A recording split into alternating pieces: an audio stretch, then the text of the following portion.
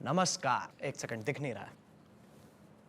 हाँ, नमस्कार, ये है हमारा गेमिंग कैंटीन और आज Asus प्रस्तुत करने जा रहा है ROG Phone 6। हर साल की तरह हमारी परंपरा जारी है। मेरे पास इसका प्रो एडिशन है, तो आओ देखते हैं इस साल क्या नई खोज की गई है।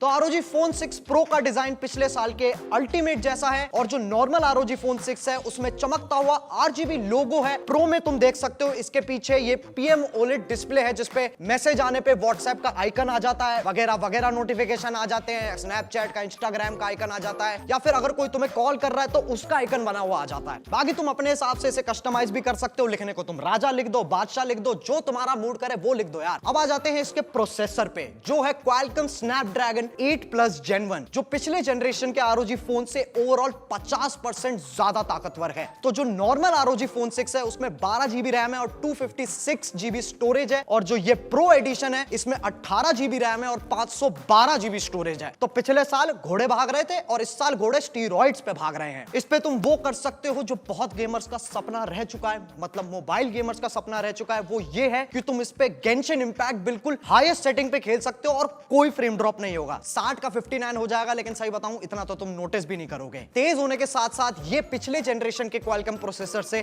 30% ज्यादा एनर्जी एफिशिएंट भी है। डिस्प्ले की बात करें, इस साल वापस इसके अंदर गोरिल्ला ग्लास विक्टिस की प्रोटेक्शन है और जो रियल लाइफ में तुम रंग देखते हो वही इसके डिस्प्ले पे देखने को मिलेंगे। और इस बार इन्होंने क्या अपग्रेड मारा है कि जो ROG Phone 5 था उसमें 144 हर्ट्ज का रिफ्रेश रेट था, लेकिन इस बार 165 हर्ट्ज का रिफ्रेश रेट है। तो मतलब पहले मक्खन था, अब मक्खन पे तेल लगा दिया, समझ रहे हो? तो अगर तुम्हें कोई पीछे से मार रहा है और तुम लेट फायरिंग करते हो तब भी तुम्हारे बचने के पूरे चांसेस हैं। अब आ जाते हैं साउंड पे। आवाज कैसी है? आखिर आवाज बहुत क्रिस्प है, बल्कि इसके दो अलग अलग स्पीकर है जिनका खुद का एम्पलीफायर है, जिसकी 0.80 मिलीमीटर की गहराई है। चाहे तुम पिक्चर देख रहे हो या फिर गेम खेल रहे हो, तुम उसमें कतई घुस जाओगे अच्छे से। एंड ऑब्वियसली राइट साइड की ऑडियो राइट में ही आएगी, लेफ्ट साइड की ऑडियो लेफ्ट में आएगी, ताकि जब तुम फुटस्टेप सुन रहे हो तो तुम्हें कोई कंफ्यूजन नहीं होगी।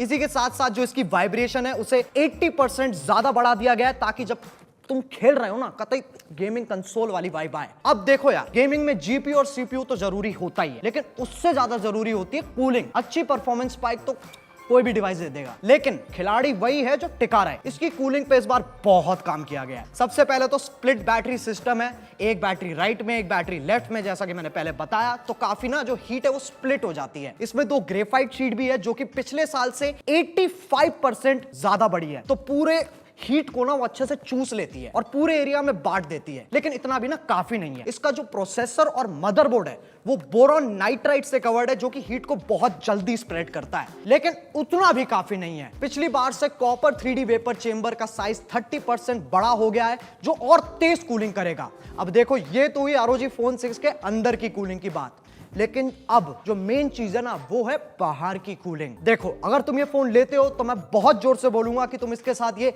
एरो कूलर लो, क्योंकि ये लाएगा असली क्रांति। ये दुनिया का सबसे पहला वायरलेस कूलर है। इसके 3 मोड्स है। सबसे पहला आता है नॉर्मल, जो कि सिर्फ हवा फेंकता है, फिर आता है फ्रॉस्टी मोड जो कि फोन को खुद कूल करेगा, और फिर आता है फ्रोजन। जब तुम चार्जिंग केबल को प्लग करोगे तभी तुम इस मोड को इनेबल कर सकते हो, जिससे ये और पावर के साथ डिवाइस को कूल करेगा। मैं गेंशिन इंपैक्ट खेल रहा था और कूलर लगाते ही फोन का टेम्परेचर 10 डिग्री गिर गया। एरो कूलर में 4 बटन भी लगे हैं। एडजस्ट करने में मुझे 1-2 घंटा लगा था, लेकिन उसके बाद बिल्कुल ऐसे हाथ कंट्रोलर की तरह बैठ गया है। तुम अपनी 8 उंगलियां एक साथ इकट्ठे गेम में इस्तेमाल कर सकते हो। क्या ये चीटिंग है?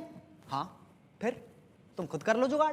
पिछले साल की तरह इस बार भी एयर ट्रिगर्स का फीचर है, लेकिन उनमें नई हरकतें आई हैं, जैसे कि इनबिल्ट जायरोस्कोप। अगर कोई भी गेम है जिसके अंदर जायरोस्कोप तुम्हें चाहिए और वो सपोर्टेड नहीं है, तो तुम एयर ट्रिगर्स में जाके जायरोस्कोप इनेबल कर सकते हो। फिर जैसे ही मैं R1 होल्ड करूंगा, मैं जायरो का इस्तेमाल कर सकता हूं। दूसरा है शूटिंग असिस्ट। देखो, पहले ही बता रहा हूं, बहुत लोग तुम्हें हैकर बोल सकते हैं, क्योंकि ये फंक्शन बेसिकली ट्रिगर होते ही स्क्रीन को हल्का सा ना स्लाइड करता रहता है। तो बेसिकली तुम्हारे जो गन का रिकॉइल है वो या तो थोड़ा सा कम होगा या तो बिल्कुल ही खत्म हो जाएगा। अब मैंने BGMI में टेस्ट किया था इसको, उसमें सही बताऊं तो इतना इफेक्ट नहीं है, बट COD में AK-47 का रिकॉइल बिल्कुल खत्म हो जाता है। ये देखो, ये है नॉर्मल फायरिंग और फिर अब ये है शूटिंग असिस्ट के साथ। अब तुम खुद देख सकते हो लिटरली ऊपर जा ही नहीं रहा है। हमने इसका AnTuTu बेंचमार्क भी किया है जिसमें ये 99% यूजर्स को बीट कर चुका है। बाकी देखो इस फोन को मैं अभी और रगड़ने वाला हूं। जब भी Asus का कोई नया फोन आता है ना, मैं हमेशा 2 महीने तक तो खेलता ही रह जाता हूं, लेकिन फिर काम भी जरूरी है। ऐसा नहीं कि पूरे दिन बैठ के बस खेलते ही रहो, लेकिन जब खेलो किसी चीज की कमी नहीं होनी चाहिए। अगर तुम्हारी भी यही मेंटालिटी है तो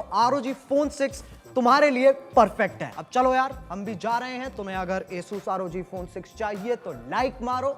इसी के साथ कोई मैगी वैगी बना दो यार, बहुत भूख लग रही है। खत्म करें, कैंटीन में कुछ रखा पीछे।